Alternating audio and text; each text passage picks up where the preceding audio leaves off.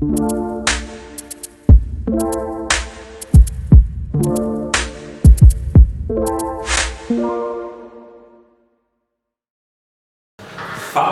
família, sejam muito bem-vindos ao canal da Igreja Casa de Amor. Se você ainda não é inscrito, o que você está fazendo? Tu tá perdendo tempo, meu irmão e minha irmã. Se inscreve no nosso canal, acione o sininho e comece a dar like em todos os vídeos. Por quê? Porque através disso eu faço um patrocínio positivo na palavra e nos conteúdos que são gerados aqui. Hoje nós estaremos gravando o conteúdo que irá no ar todas as semanas, pelo menos uma vez, com temas importantíssimos que geram uma certa dúvida na mente do cristão. O nome do quadro é Isso Mesmo? E nesse dia nós vamos gravar, estou aqui com o pastor Isaac, esse gatão com essa barba de vikings aqui, e eu quero dizer para você, pastor, hoje o tema é um tema que eu quero que você esteja preparado aí. Por quê? Porque é um tema que está em alta. Política e religião não se misturam? Um cristão, ele não pode se posicionar de uma forma clara dentro de um conceito de política? Qual que é a tua opinião? Bacana, vamos lá. Eu acho que esse é um dos temas também muito mal entendidos, né? Dentro do que nós chamamos de religião evangélica. E talvez seja a religião evangélica ou a cristã que mais tem problema com a política, né? A gente não vê muitas outras religiões com problemas em relação à política. Quando a gente vai falar de política, ele está falando da arte, da ciência de governo, de saber governar. Isso é basicamente o significado da palavra sobre política. E o que as pessoas falam quando elas dizem o cristão ou o evangélico, ou principalmente o pastor? E eu acho isso muito interessante a gente tratar, não só a questão de opinião política, mas de um cristão ser um político, né? Correto. Quando elas vão falar que não pode, elas falam que não, porque igreja e religião, política e religião se misturam. Elas falam que não porque a política é suja. Eles falam que não porque as pessoas se corrompem. Só que o que a gente precisa se atentar é: o poder não corrompe ninguém, ele revela corrompidos. Correto. Então assim, quando a gente olha para a política e fala, não, todo mundo que vai se corrompe, não, a corrupção já estava de alguma forma prévia ali no coração daquela pessoa. A Bíblia inclusive fala que nós somos tentados na nossa própria cobiça. Então, se a pessoa chega a ser tentada naquele momento e ela acaba pecando, é porque já existia essa predisposição dentro dela, né? Então, assim, nós estamos envolvidos na política, a forma natural de governo é a política, nós somos atingidos, sofremos os resultados de todos os governos políticos. Então, seria estranho nós que estamos nesse mundo, estamos no Brasil, por exemplo, onde existe toda a questão política, não participarmos disso. Se nós não participarmos da política, nós estaremos na política do mesmo jeito, só que nós vamos estar em silêncio e simplesmente sofrendo consequências e não determinando as coisas que vão acontecer. Então a gente precisa pensar primeiro nisso.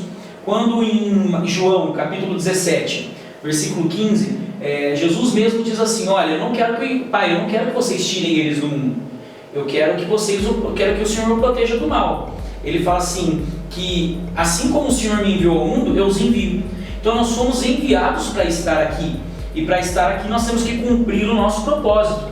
E parte do nosso propósito é ser sal e é ser luz. Parte do nosso propósito é ser sal e é ser luz. Então, se isso faz parte do nosso propósito, não se é sal em um lugar que não precisa, não se é luz em um lugar que não precisa. Não faz diferença a gente vir ser luz só dentro da igreja. Então a política é um lugar de corrupção? Sim. É um lugar que tem muitas coisas escondidas, obscuras? Sim. Então esse é o lugar onde a luz deve estar. Correto. Se for pensar assim, toda mesa, em qualquer empresa ou em qualquer segmento, existe também a possibilidade de haver corrupção, ou engano. Eu não sei se você concorda comigo, acredito que sim. A religião, né, ela acabou taxando algumas mesas como de Deus, não de Deus. Um exemplo, a mesa presente na política, não de Deus. A mesa presente numa música, né, num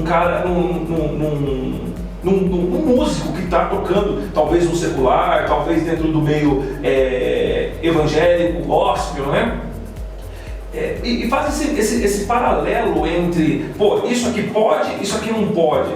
Eu acho que o tempo inteiro está nesse sim ou não, pode ou não pode, né? É bem baseado naquilo que é a lei em si, né? Eu acho que quando você tem uma consciência, né, dentro de uma consciência do novo nascimento, você, aonde você estiver, você é uma criatura que nasceu de novo e tem as marcas ali de Jesus. Então, essa separação, né, Isaac? Essa separação que fala assim, caramba, olha, e existe também na nossa nação aquele lance que fala assim, olha, todo político é ladrão, se taxa as coisas, né? Todo padre é pedófilo, né? Todo pastor é ladrão, e a gente vai taxando as coisas e vai até mesmo ridicularizando para que perca a força de uma função tão poderosa na sociedade, né? Eu acho que você deve ter na ponta da língua pessoas que foram dentro do contexto bíblico, heróis da fé, que foram políticos. Sim. Você deve ter aí bastante gente que a gente dá embasamento, né? Exatamente, tem muitos que foram políticos. Isso foram direcionamentos de Deus. Nós vamos citar algumas pessoas aqui. Legal. Que foram pessoas com cargos políticos, algumas formas de governo que aconteceram durante o período bíblico, o Velho e o Novo Testamento, e tudo isso inclusive colaborou para a vinda de Jesus. É muito engraçado sobre o que você estava falando, a questão da corrupção em outros meios sociais, né? Se a gente falar que não pode ir para a política porque a política é suja e porque a política é corrupta, então o cristão não pode também ser advogado porque tem muito advogado corrupto. Correto. O cristão ele não pode ser juiz porque tem muito juiz corrupto. O cristão ele não pode ser policial porque tem muito policial corrupto. O cristão não pode ser bancário porque tem muito bancário corrupto. O cristão não pode ser pastor porque tem muito pastor corrupto. Então a gente tira o cristão de tudo, coloca ele dentro da casa dele, sem fazer nada da vida e pronto. Se a gente não pode estar nas áreas onde tem corrupção, a gente não pode estar em lugar nenhum. Por quê? Porque todas as áreas sociais, todas, têm corrupção até dentro da igreja. Eu acho que isso é muito claro, né? O principal texto que eu acho que a gente encontra no Novo Testamento falando sobre política é Romanos 13, quero ler para você, que é Romanos 13, versículo 1, vou ler até o 7. Todos devem sujeitar-se às autoridades governamentais, pois não há autoridade que não venha de Deus. As autoridades que existem foram por ele estabelecidas. Portanto, aquele que se rebela contra autoridades está se colocando contra o Deus que instituiu, e aqueles que assim procedem trazem condenação sobre si mesmo. Pois os governantes não devem ser temidos, a não ser pelos que praticam o mal. Você quer viver livre do medo de autoridade? Pratique o bem e ela o enaltecerá, pois é serva de Deus para o seu bem. Mas se você praticar o mal, tenha medo, pois ela não corta a espada sem motivo. É serva de Deus, agente da justiça para punir quem pratica o mal. Portanto, é necessário que sejamos submissos às autoridades, não apenas por causa da possibilidade de uma punição, mas também por questão de consciência. É por isso também que vocês pagam impostos, pois as autoridades estão a serviço de Deus, sempre dedicadas a esse trabalho. Deem a cada um o que lhe é devido, se imposto, imposto, se tributo, tributo, se temor, temor, e se honra, honra. Ponto. E quando se trata de autoridade, quando se trata de governo, a gente já vê que é legítimo por Deus isso, a gente precisa entender que um outro problema é quando nós começamos a idolatrar políticos. Não, isso não pode acontecer. E quando a gente começa a se envolver em discussões que não levam em lugar nenhum por causa de política, aí está errado. 2 Timóteo 2,16 fala assim que nós não podemos nos envolver em qualquer tipo de discussão que não traga edificação. Exato. Então, se você se envolver num assunto político para trazer conhecimento para alguém, para produzir alguém ótimo, se a igreja se envolver nisso para poder trazer frutos bons, ótimo. Agora, realmente, se for para se envolver nisso para não edificar, aí está errado. Na Bíblia, por exemplo, no Velho Testamento, quando nós vamos olhar o que tem de política no Velho Testamento, a gente tem desde patriarcado, Abraão, Isaac e Jacó, como monarquia, ali a partir de Saul. Nós temos a política envolvida em reino unido e reino dividido. Quando isso? Quando teve Israel em primeiro momento unida, Israel depois dividida. No Novo Testamento, então, são vários. No Novo Testamento a gente tem os fariseus, saduceus, herodianos, zelotes e essênios, por exemplo. Nós vemos o ensino de Jesus, que é um ensino totalmente social, sobre o bom samaritano. Nós vemos Jesus confrontando Herodes quando conversa com ele. E, por exemplo, quando você vai ler Paulo e Tiago, você consegue observar que eles têm muitos ensinos sociais e muitos ensinos que se tratam sobre política, sobre a arte de governar, sobre como lidar com governantes. Isso tudo está dentro da palavra de Deus. Então é extremamente saudável o cristão ele entender sobre política, ele ter a sua opinião formada, desde que não entre nessas vãs discussões, principalmente do nosso contexto, em redes sociais, nas rodas das esquinas, no meio corporativo. Então as vãs discussões elas acabam sendo de pouco proveito, aliás, de proveito nenhum, né? Porque você acaba criando alguns pontos de contato desnecessários. Você falou sobre idolatria de políticos, né? Isso também é algo que não agrega. Sim. Na verdade, isso junta com o que você falou antes, eu quero fazer uma conexão entre essas duas coisas, sobre a discussão nos meios sociais, né? A idolatria e essa discussão é um problema por causa da ignorância. Na verdade, infelizmente, a gente passou ciclos na igreja, né? Ela veio ali fundada em Atos e veio uma igreja totalmente fervorosa, virou uma instituição em Roma, daí ela esfria, depois vem ali os reformadores e trazem uma parte de ensino onde diz que todos podem aprender a palavra, todos têm essa posse, todos podem ler a Bíblia, que isso não era comum antes. As pessoas começam a estudar a palavra de Deus e vem um tempo de muito estudo da palavra. Daí nós vamos ter o movimento da Rua Azusa aí no século anterior. Nesse movimento começa o que nós chamamos de pentecostalismo, que foi bom no seu tempo. Não estou falando do movimento pentecostal. Eu nasci em uma igreja pentecostal, só que tem um problema. Quando o pentecostalismo vem, ele praticamente, não na sua origem, mas conforme o decorrer do tempo, ele vai lá e abole a questão do estudo da palavra. Correto. E com isso, o que a gente vê? A gente vê um cristão hoje que ele está dentro da igreja e não sabe direito de igreja. Ele está dentro da empresa e não sabe direito da empresa. Ele está dentro da política e não sabe direito de política. A gente vê um cristão que, na verdade, ele parece alguém perdido no mundo e que acha que não precisa de conhecer de nada. Ele só precisa ir para o culto de domingo. E daí, quando ele vai falar da política, ele fala de coisas que não sabe. Quando ele vai falar da Bíblia, ele fala de coisas que não sabe. Por quê? Porque ele perdeu aquela questão de aprofundamento. Você vai ver os reformadores, Calvino falou muito sobre a questão social, muito. Então assim, eles não eram pessoas cegas para o mundo e somente liam a Bíblia. Pelo contrário, eles viam o mundo através da palavra de Deus. E essa é a chave para o negócio. Não é Deus que me tira das questões naturais. Pelo contrário, a Bíblia me ensina qual é o meu modo de viver nas coisas naturais, inclusive na política. Por exemplo, Provérbios, ele vai falar assim, que quando os justos florescem, o povo se alegra. Quando os ímpios governam, o povo geme. Então a palavra está o tempo todo falando de tudo. Só que nós precisamos nos aprofundar nesses conhecimentos para que nós tenhamos sucesso até mesmo em escolher os nossos políticos. Porque é outro problema, nós não sabemos escolher os nossos governantes. Sabe, eu vejo gente orando para Deus que o país está ruim, não nesse momento de crise, porque agora é uma coisa atípica, né? Mas em momentos de governo normal, embora o Brasil é uma coisa engraçada, é difícil não estar em crise, né? Mas assim, as pessoas orando, Deus, por quê? Deus, sara essa nação, e tem que orar? Claro, tem que orar, mas o problema é que quando chega na época de eleição, você não ora num direcionamento de quem votar, você não pesquisa a pessoa. Foi muito engraçado, a última eleição foi muito complicada, entendeu? Tinham duas pessoas opostas, daí o Brasil virou uma bagunça, a igreja virou uma bagunça, o que não pode acontecer. Essa não é a intenção, mas por quê? É perguntar quem foi lá, quem se aprofundou em ler o plano de governo para ver se aquilo condizia com a palavra de Deus, quem se preocupou em conhecer a moral do candidato para ver se aquilo condizia com a palavra de Deus. E não se trata de um partido ou outro, de uma visão ou outra, mas se trata do que a palavra diz que é correto e do que aquela pessoa que eu estou escolhendo para me representar diz que é correto. A palavra e essa pessoa, elas andam em concordância, isso é importante. Quando eu vou escolher os candidatos, eu preciso ter claro nos meus pensamentos quais são os critérios para isso. Deuteronômio 17, do 14 ao 20, vai falar muito isso. Quais são os critérios para se escolher um governante? Eu tenho que entender que, como povo de Deus, eu não posso ser omisso, mas eu tenho que ser líder na questão política. Deuteronômio 28:13 vai me mostrar isso, entende? Eu tenho que entender que o povo de Deus precisa votar em pessoas que amem a justiça. Por quê? Porque quando os justos governam, o povo se alegra. Então eu tenho que entender que a questão política, ela não se muda apenas na oração. Como a maioria das coisas na nossa vida, eu tenho que orar, mas eu tenho que agir. E agir baseado em conhecimento profundo de algo.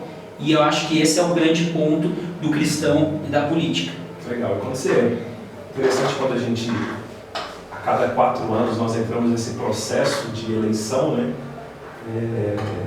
Não existe, né, um aprofundamento, como você diz, mas também existe um outro ponto, né, Zé?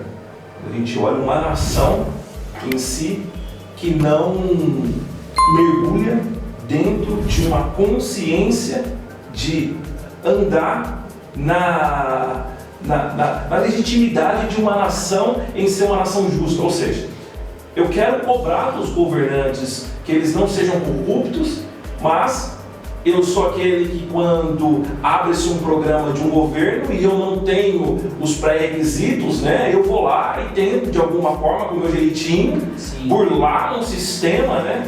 Então você vê que a corrupção ela já é algo que está inserida na nação, que o papel do cristão com uma nova criatura, uma nova consciência é viver a transformação dessa mente corrupta, né? Que se você pegar a história do Brasil, você vai ver as primeiras pessoas que chegaram aqui, os primeiros, como que é o nome?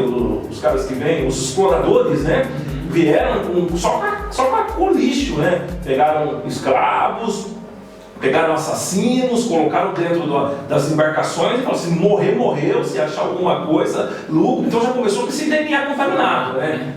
E hoje, né, a palavra, que é o modelo de uma consciência correta, ela tem que, o cristão em si tem que trabalhar essa mudança dessa mentalidade para que a nação ela pare de gemer não somente nos altos escalões, né? Exatamente. Mas também da parte da base, né? Nós sermos justos com o troco do pão na padaria. Sim. Nós sermos justos e não furar uma fila, né? São coisas básicas que acontecem muito, né? Você vê que é só você dar uma volta pela cidade e você vai ver um produto que normalmente uma pessoa paga R$10, por exemplo, vendendo a R$50, do que naquele conceito vai que cola, né? Sim. Se vender, beleza, senão eu vou baixando. Quem nunca, né? Chegou numa praia, né? A pessoa ali vendendo uma rede, olha, R$200 porque você é um cara, um turista, né? E quando você começa ali a encher, a rede sai por R$20. Então, existia já um princípio de corrupção ali, não, vai que cola, né? Então, isso é algo que está nas bases. E qual que é, Isaac, na sua opinião, o que a igreja ela precisa fazer nesse aspecto pontualmente? Qual que é o papel do cristão nesse aspecto como nação? Vamos pensar trabalhando na base e subindo o escalão. Beleza. O que foi pontuado então é a corrupção na base, né? A corrupção no povo, e por isso acaba sendo no governo, porque o povo é o governo, é alguém que saiu daqui e foi para lá. A primeira coisa é a conversão. Exatamente. Conversão, tem que ter conversão de verdade. E sabe qual que é o grande problema? Porque assim, a primeira coisa é conversão. Isso a gente pode olhar de duas formas. Primeiro, do povo dentro da igreja se convertendo de verdade. É a mesma coisa que eu falei sobre o estudo da palavra, o aprofundamento nas coisas de Deus, o aprofundamento no conhecimento de tudo, porque o povo ele é muito raso, inclusive por não conhecer a palavra. Exatamente. Tanto que um assunto como esse, a maioria das pessoas não teriam nada para falar quando se trata em relação à Bíblia. A pessoa ia falar o que ela viu no jornal de ontem, é o máximo que ela conseguiria falar sobre política. Não tem uma visão bíblica, por quê? Porque não lê, porque não estuda. Então, conhecimento e prática da palavra aqui no povo, na base. Daí você fala, tá, mas se quem já está lá é corrupto? Conversão deles. Agora, qual é a dificuldade de atingir os grandes? Simples, porque quando os grandes pastores chegam neles, sempre existem trocas de favores. E aí é o problema. Geralmente, quando algum pastor ele chega como um político, isso não é uma regra, né? Mas infelizmente acontece, é uma maioria, né? Infelizmente a exceção não faz isso. E é uma coisa que a gente tem que pensar quando nós acessamos os políticos, ou quando alguns acessam os políticos, eles acessam para conseguir alguma coisa. Igual você falou, às vezes, no auxílio governamental se trata, por exemplo, do povo. Alguém que não era para ter direito, alguém que tem condição financeira, vê daquilo um jeito de tirar mais dinheiro, enquanto algumas pessoas usam aquilo para sobreviver. Está errado? Quando se trata de igrejas, às vezes a igreja precisa de um apoio financeiro da cidade para fazer alguma coisa, porque não tem dinheiro e não se enquadra e faz uma adaptação, fala com alguém que conhece para poder conseguir fazer algum tipo de evento. A mesma coisa. As pessoas levam os políticos para os altares e isso é muito complicado, levar político para o altar para conseguir algo em troca. Esse é o problema. A igreja não tem aquela visão, e aí mostra a corrupção dentro da igreja em relação à política, não é uma questão de eu colocar alguém lá para defender meus valores. A visão muitas vezes eu estou colocando alguém lá para conseguir privilégio. E esse é o problema dos maiores movimentos que existem hoje, os extremos. Todos os movimentos extremos, seja qual for, seja direita, esquerda, LGBT, seja de mulheres, qualquer movimento extremista, o grande problema deles é não querer direitos, é privilégios. E é o que acontece com a igreja. Por isso que a igreja, quando se trata de política, olha isso e todo mundo que entra se corrompe. Por quê? Porque foi para lá com a mente errada. Foi para lá esperando conseguir privilégios para a igreja. Sendo que a ideia é, primeiro, defender valores da igreja, ou defender valores pessoais. Porque essa pessoa tem que ter os valores nela, correto? Segunda coisa, nós estamos enviando alguém. Se tem uma coisa que Cristo fez foi nos enviar ao mundo, nós já falamos aqui. Então eu tenho que entender que quando eu pego alguém da igreja e eu coloco esse cidadão dentro da política, a ideia é a igreja está doando, a igreja está servindo a nação através de alguém que ela tem de boa índole, através de alguém justo, através de alguém conhecedor do assunto. A igreja está servindo a nação, falando, olha, nós enquanto igreja de Cristo queremos contribuir para que essa nação seja melhor através dessa pessoa. E nós não queremos privilégios, nós não queremos leis melhores simplesmente para a igreja, nós queremos uma nação melhor. Essa é a grande questão. Uau. Realmente esse é o plano fundamental e o plano perfeito do envio, cara. Eu nunca tinha pensado com essa ótica de você estender a igreja com uma pessoa com princípios e valores pré-estabelecidos na palavra para servir uma nação. E é realmente isso, né? E uma pergunta, Isaac, qual que é a tua opinião, né? Aqui está falando de opinião. Qual que é a tua opinião quando a igreja, a instituição, põe políticos no altar?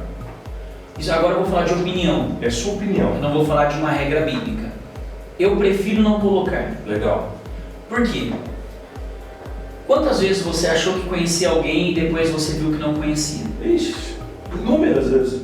Isso é um problema, porque quando você coloca a pessoa, às vezes a sua intenção é boa. Legal. A sua intenção pode ser correta. E não vou nem falar assim, porque as pessoas podem entender errado. Porque se a gente for parar de fazer tudo porque as pessoas entendem errado, nós não fazemos nada. Mas às vezes a intenção daquele que está subindo é simplesmente ganhar uma eleição, e depois que ganha aquela eleição ele não está se importando com a imagem da igreja, ele não está se importando porque esteve lá.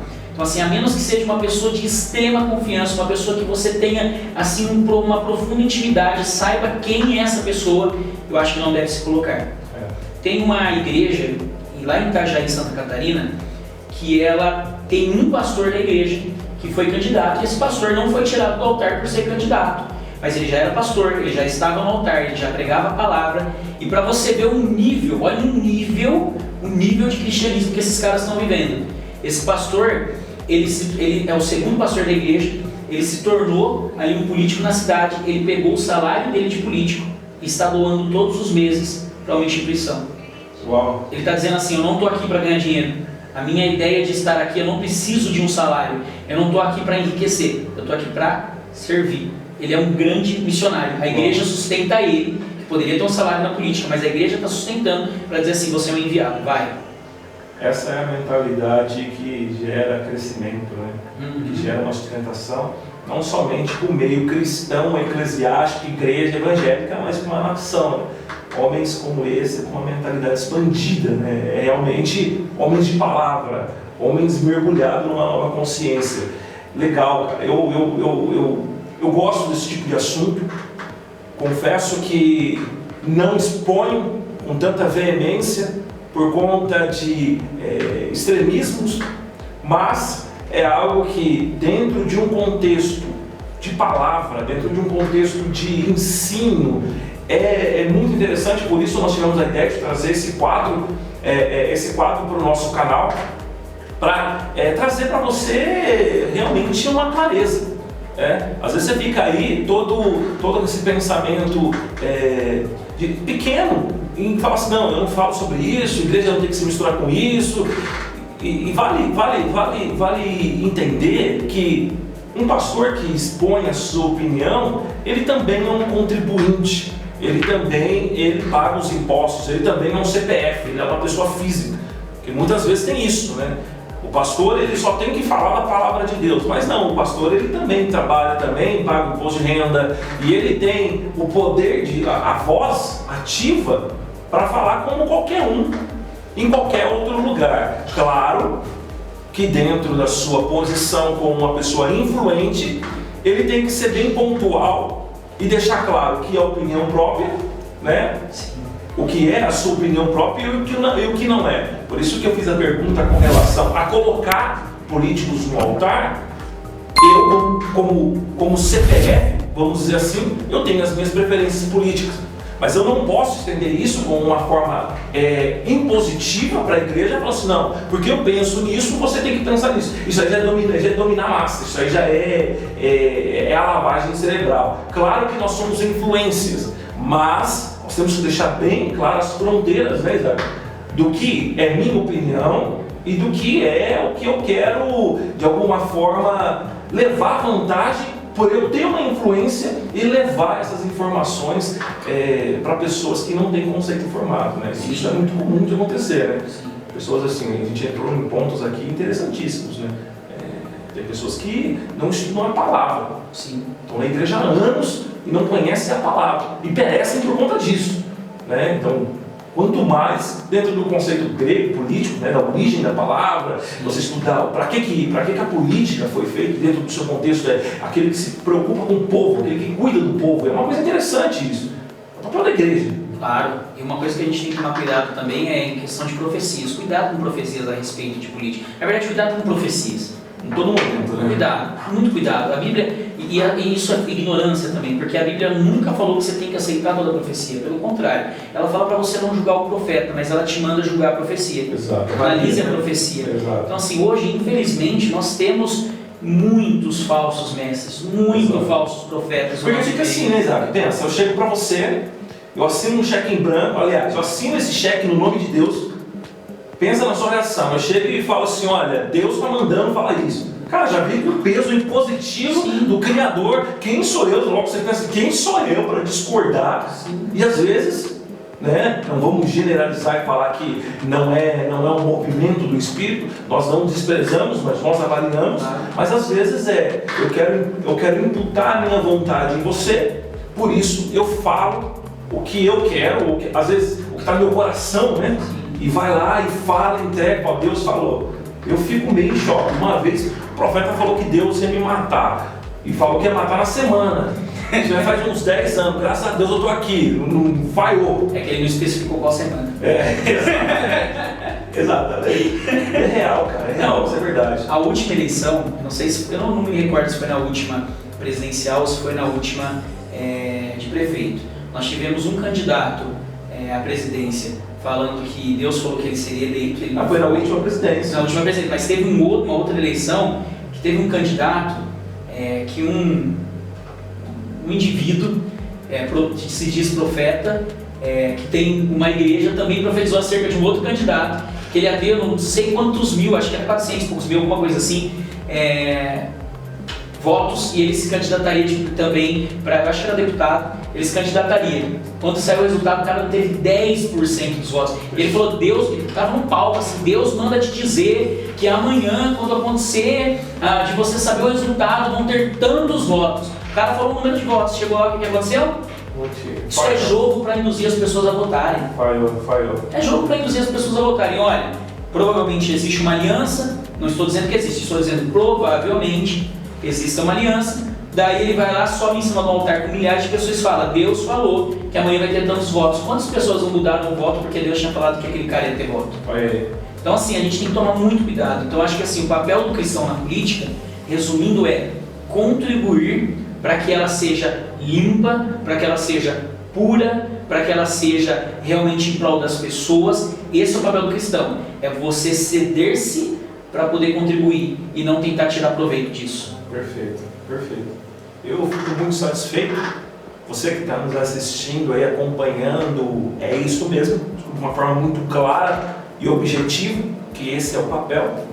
Trabalhamos esse ponto. O que eu quero dizer para você também é, se você tiver temas adicionais, temas interessantes de se falar, temas que você tem dúvida, temas que as pessoas têm medo de falar, coloque aí nos comentários, comente aí nesse vídeo e nós faremos isso com todo prazer, com todo cuidado, debaixo de uma palavra, estudando, não vindo dizer simplesmente as nossas opiniões. Fechou? Isaac, muito obrigado mais uma vez, Deus te abençoe muito, você que nos acompanha. Se você ainda não curtiu, curta esse vídeo, compartilhe e pregue o Evangelho no nome de Jesus. Deus abençoe.